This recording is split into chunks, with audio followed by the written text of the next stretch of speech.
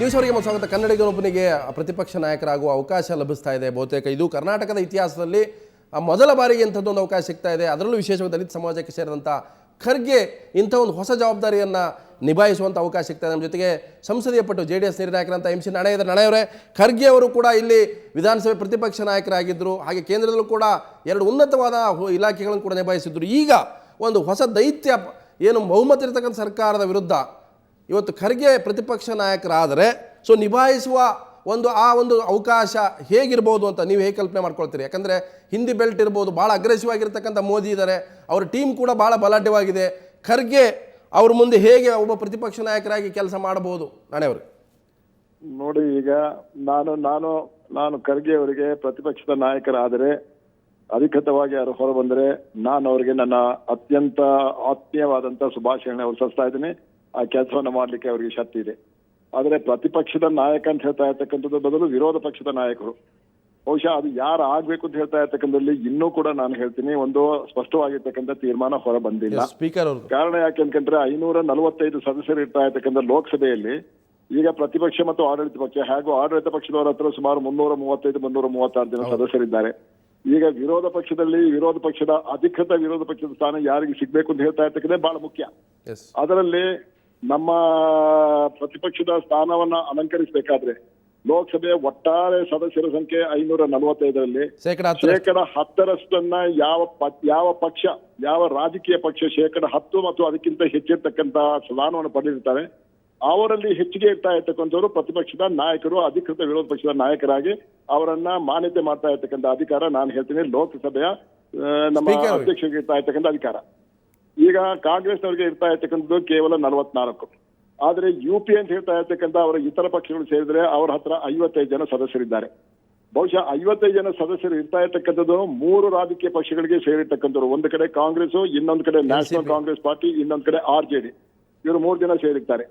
ಈ ಸಂದರ್ಭದಲ್ಲಿ 3 ರಾಜಕೀಯ ಪಕ್ಷಗಳು ಒಟ್ಟಾರೆ ಸೇರಿದ್ರೆ ಮಾತ್ರ 55 ಆಗ್ತದೆ ಹೊರತ ಒಂದೇ ಒಂದು ರಾಜಕೀಯ ಪಕ್ಷ ಅವರಿಗೆ 55ರ ಬೆಂಬಲ ಇರ್ತಾ ಇರ್ತಕ್ಕಂಥದ್ದು ಇವತ್ತು ವಿರೋಧ ಪಕ್ಷದ ಸ್ಥಾನದಲ್ಲಿ ಇರ್ತಕ್ಕಂಥವ್ರು ಯಾರು ಕೂಡ ಇಲ್ಲ.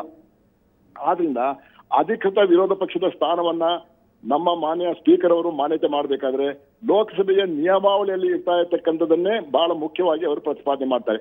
ಲೋಕಸಭೆಯ ನಿಯಮಾವಳಿ ಇರ್ತಕ್ಕಂಥದ್ದು ನಮ್ಮ ವಿಧಾನಸಭೆ ಮತ್ತು ವಿಧಾನ ಪರಿಷತ್ನಲ್ಲಿ ಇರತಕ್ಕಂಥ ನಿಯಮಾವಳಿಗಳು ಬಹುತೇಕ ಒಂದೇ. ಈಗ ವಿಧಾನ ಪರಿಷತ್ತಿನಲ್ಲಿ ಮತ್ತು ವಿಧಾನಸಭೆಯಲ್ಲಿ ಪ್ರತಿಪಕ್ಷದ ನಾಯಕರಾಗಿರ್ಬೇಕಂತ ಅವರಿಗೆ ಶೇಕಡ 10ರಷ್ಟು ಇರಲೇಬೇಕಾಗಿರ್ತಕ್ಕಂಥ ಅನಿವಾರ್ಯತೆ ಇದ್ದಂತ ಸಂದರ್ಭದಲ್ಲಿ ಮಾತ್ರ ಅವ್ರು ಆಗ್ತಾರೆ ವಿನಃ 2-3 ಪಕ್ಷಗಳನ್ನ ಜಂಟಿಯಾಗಿ ಸೇರ್ಕೊಂಡು ನಾವು ಒಟ್ಟಿಗೆ ಸೇರಿದ್ದೀವಿ, ನಾವು ಒಂದು ಗುಂಪಾಗಿ ಬಂದಿದ್ದೀವಿ, ನಮ್ಮನ್ನ ಪ್ರತಿಪಕ್ಷದ ಸ್ಥಾನಕ್ಕೆ ಆಯ್ಕೆ ಮಾಡಬೇಕು ಅಂತ ಹೇಳಿದ್ರೆ ನಾನು ಹೇಳ್ತೀನಿ ಅದನ್ನ ಸಭಾಧ್ಯಕ್ಷರಾಗಲಿ ಸಭಾಪತಿಗಳಾಗಿ ಮಾನ್ಯತೆ ಮಾಡ್ತಾ ಇರ್ತಕ್ಕಂಥ ಅವಕಾಶ ಬಹಳ ಕಡಿಮೆ. ಆದ್ರೆ ಲೋಕಸಭೆಗೆ ಸಂಬಂಧಪಟ್ಟ ಹಾಗೆ ಈ 3 ಕಾಂಗ್ರೆಸ್, NCP ಮತ್ತು RJD ಅಂತ ಹೇಳ್ತಾ ಇರ್ತಕ್ಕಂಥವ್ರು ಅವರು ಚುನಾವಣೆಗಿಂತ ಮುಂಚೆನೆ ನಾನು ಹೇಳ್ತೀನಿ ಪ್ರೀಪೋಲ್ ಅಲಯನ್ಸ್ ಅನ್ನ ಮಾಡ್ಕೊಂಡು ಬಹಳ ವರ್ಷಗಳಿಂದ ಬಂದಿರತಕ್ಕಂಥ ಪಕ್ಷಗಳು ಕೆಲಸ ಮಾಡಿರ್ತಕ್ಕಂಥವ್ರು. ಆದ್ರಿಂದ ಲೋಕಸಭೆಯ ನಮ್ಮ ಅಧ್ಯಕ್ಷರು ಬಹುಶಃ ಈ ಪ್ರೀಪೋಲ್ ಅಲಯನ್ಸ್ ಅಂತ ಹೇಳ್ತಾ ಇರ್ತಕ್ಕಂಥದನ್ನ ಎಲ್ಲಾದ್ರೂ ಗಣನೆಗೆ ತೆಗೆದುಕೊಂಡು ಅವರಿಗೆ ಪ್ರತಿಪಕ್ಷ ಸ್ಥಾನವನ್ನು ಕೊಡಬೇಕು ಅಂತ ಬಯಸಿದರೆ ಬಹುಶಃ ನಿಯಮಾವಳಿಯಲ್ಲಿ ಅದಕ್ಕೆ ಅವಕಾಶ ಇದ್ದರೆ ಮಾತ್ರ ಕೆಲಸ ಮಾಡ್ತಾರೆ ವಿನಃ ನಿಯಮಾವಳಿಯಲ್ಲಿ ಒಂದು ರಾಜಕೀಯ ಪಕ್ಷ, ಒಂದು ಅಧಿಕೃತವಾಗಿರ್ತಕ್ಕಂಥ ರಾಜಕೀಯ ಪಕ್ಷಕ್ಕೆ ಶೇಕಡ 10ರಷ್ಟು ಮತದಾರರು ಇಲ್ಲದೆ ಹೋದರೆ, ಶೇಕಡ 10ರಷ್ಟು ಸದಸ್ಯರು ಇಲ್ಲದೆ ಹೋದರೆ, ಈಗ ಕಾಂಗ್ರೆಸ್ ಅವ್ರಿಗೆ 55 ಜನ ಸದಸ್ಯರು ಇಲ್ಲದೆ ಹೋದ್ರೆ ನಾನು ಹೇಳ್ತೀನಿ ಲೋಕಸಭೆಯ ನಿಯಮಾವಳಿ ಪ್ರಕಾರ ಅವ್ರಿಗೆ ಮಾನ್ಯತೆ ಮಾಡ್ಲಿಕ್ಕೆ ಅಧಿಕಾರ ಖಂಡಿತವಾಗಿ ಬರ್ಲಿಕ್ಕಿಲ್ಲ ಅಂತ ಹೇಳ್ತಾ ಇರ್ತಕ್ಕಂಥದ್ದು ನನ್ನ ವೈಯಕ್ತಿಕವಾಗಿರ್ತಕ್ಕಂಥ ಅಭಿಪ್ರಾಯ. ನಾನು ಹೇಳ್ತೀನಿ ಇದನ್ನು ಎಲ್ಲಾದ್ರೂ ಮಾನ್ಯತೆ ಮಾಡ್ತಾ ಇರ್ತಕ್ಕಂಥ ಪರಿಸ್ಥಿತಿ ಬಂದರೆ ನಾನು ಹೇಳ್ತೀನಿ ಇದು ಸರ್ಕಾರದ ಒಂದು ನಿಯಮ ಅಲ್ಲ, ಇದು ನಮ್ಮ ಸದನದಲ್ಲಿ ನಾವು ರೂಪಿಸಿಕೊಂಡಿರ್ತಕ್ಕಂಥ ನಿಯಮಗಳು. ಆದ್ರಿಂದ ನೇರವಾಗಿ ಇದಕ್ಕೆ ತೀರ್ಮಾನ ತೆಗೆದುಕೊಳ್ಬೇಕಾಗಿರ್ತಕ್ಕಂಥದ್ದು ನಮ್ಮ ಲೋಕಸಭೆಯ ಅಧ್ಯಕ್ಷರಾಗಿ ಯಾರು ಆಯ್ಕೆ ಆಗ್ತಾರೆ ಅವ್ರು ಮಾಡ್ಬೇಕೆ ವಿನಃ ನಾನು ಹೇಳ್ತೀನಿ ಇದು ಸರ್ಕಾರದ ವತಿಯಿಂದ ಮಾಡಬೇಕು. ಸರ್ಕಾರದ ಪ್ರಭಾವ ಖಂಡಿತ.